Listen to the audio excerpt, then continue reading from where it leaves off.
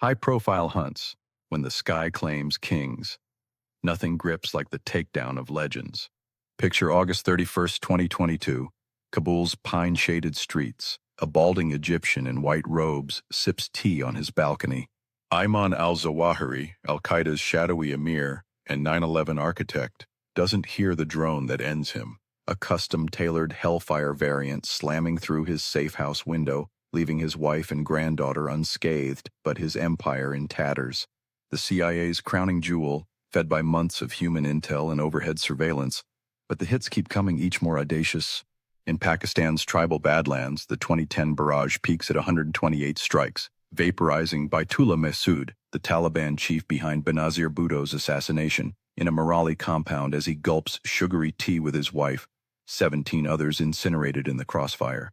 Yemen's turn, Anwar al-Awlaki, the silver-tongued American cleric turned AQAP propagandist, meets his end in a 2011 desert convoy ambush. His U.S. citizenship no shield from the signature strike that labels him militant, based on patterns alone.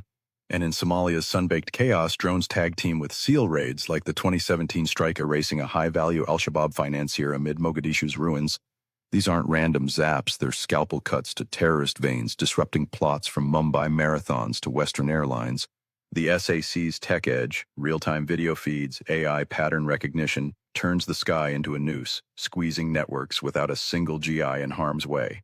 By 2025, over 430 confirmed strikes in Pakistan alone have reshaped the jihadist map, forcing survivors underground and into paranoia. The body count, triumph or bloodbath? Here's where the thrill turns to chill.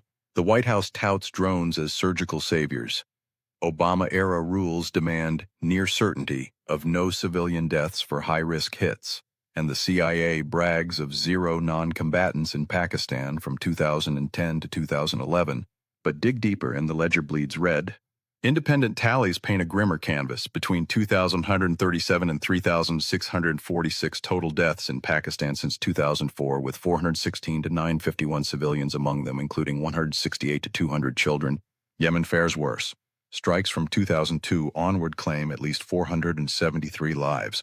But Human Rights Watch dissects 6 attacks, 2009 to 2013, revealing indiscriminate blasts wiping out wedding convoys, up to 17 dead, including 6 to 15 innocents in one 2013 horror. Somalia's tally? 1,479 to 1,086 killed since 2007, with 34 to 121 civilians caught in the net. The math screams error. Reprieve's 2014 probe uncovers a 28.1 unknowns to target ratio in Yemen and Pakistan. One strike killing 41 civilians for a single militant, 13 kids among the rubble. Faulty intel, double-counted kills of the same ghost target, or the chilling double-tap tactic, striking rescuers rushing to the first blast, exposed by leaked docs? In Waziristan, entire clans live in terror, civil society fraying under the constant buzz of death from above, echoing Latin American death squads. Yet the disruptions are real. Al-Qaeda's command chain snaps, Taliban recruitment stalls, and ground wars shrink. It's a Faustian edge. America's tech supremacy versus the human toll of playing God with joysticks. Pause for a breath. Friends, if this deep dive into the unseen killers of our world has your pulse racing, hit that subscribe button on Behind the Veil. We're just getting started on the truths they don't want you to see. Your support fuels more revelations like this. Join the 10K truth seekers already in the shadows with us. Black sites and broken trust, the hidden scars. Beyond the blasts, the real thriller lurks in the voids. CIA black sites dotting the map, where high-value captures vanish into sensory-deprived hells of waterboarding and stress positions. Rendition flights ghost through Pakistani airspace, funneling suspects to Guantanamo or worse. Undisclosed dungeons in Yemen's hinterlands or Somalia's ports. Human rights hounds like Amnesty howl over the opacity. No trials, no transparency, just targeted killing, rubber-stamped by presidents. Pakistan's elite rage at sovereignty shreds, yet quietly tip off Langley. Yemen's tribes seethe, birthing more radicals from the ashes of lost kin. And Somalia? U.S. strikes prop up a fragile state, but fuel al-Shabaab's crusader rallying cry. The SAC's covert cloak, plausible deniability baked in, shields the architects, but leaks like the 2013 Dirty Hands cables expose the rot. Strikes as revenge campaigns, not justice. The endless hunt. Who's next in the crosshairs? As 2025 dawns, the drones don't sleep. Baluchistan's fringes hum with new incursions, Yemen's civil war a drone playground, Somalia's Horn a perpetual hotspot. Zawahiri's ghost lingers. Al-Qaeda evolves, Hydra-like, into affiliates plotting from Sahel sands to Philippine jungles. Will the next Hellfire claim a successor, or another forgotten village? The CIA's SAC, ever the phantom operative, adapts. AI swarms, hypersonic seekers, a sky darkening with winged assassins. But the questions burn hotter than any missile. How many innocents pay for one tyrant's fall? When does precision become prejudice? And who watches the watchers? This isn't the end, it's a cliffhanger in the global game of shadows. If the thrill of unmasking these aerial enforcers has you hooked, dive deeper with us at Behind Veiled Truths. Subscribe now, turn on notifications, and let's chase the next truth together. What covert op should we expose next? Drop it in the comments. The veil awaits your pull. Shadows in the sky, the phantom assassins of the war on terror, the killer from afar. Imagine this. It's a sweltering afternoon in a dusty village along the Pakistan-Afghanistan border. A father steps out from his mud brick home to fetch water for his children, unaware that high above an unseen predator circles silently. A Reaper drone, its Hellfire missiles locked on a shadow 20,000 feet below. One button press in a Nevada trailer and the sky erupts in fire. The target, a mid-level Taliban operative. The collateral? A family shattered, their screams lost in the roar of propaganda claiming 0 civilians.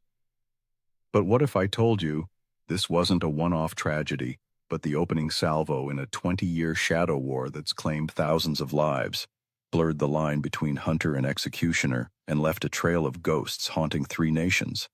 Who pulls the strings, and at what cost to the innocent? Strap in, because we're peeling back the veil on the CIA's drone empire, a thriller where the villains wear suits in Langley, and the victims never see death coming. Birth of the Buzzing Reaper, 2004, and the dawn of remote killing. Our story ignites on June 18, 2004 in South Waziristan, Pakistan's lawless tribal frontier. The first CIA drone strike thunders down, a Predator unmanned aerial vehicle unleashing Hellfire missiles on a suspected al-Qaeda compound. Nek Mohammed, a fierce Pashtun warlord who dared to harbor foreign fighters fleeing Afghanistan, vaporizes in the blast, courtesy of a secret deal between Washington and Islamabad. Pakistan's government, desperate to crush its own insurgents, turns a blind eye, granting the CIA unprecedented access to its skies. This wasn't just a hit. It was the blueprint for a new era of warfare, where no boots touch ground and accountability evaporates like smoke. Fast forward to Yemen, where the program spreads like a desert storm. On November 5, 2002, 2 years before Pakistan's debut, the CIA's first recorded drone kill lights up the Arabian Peninsula.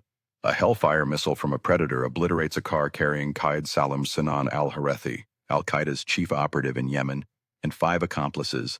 No U.S. pilots risked no messy invasions, just precision terror from afar.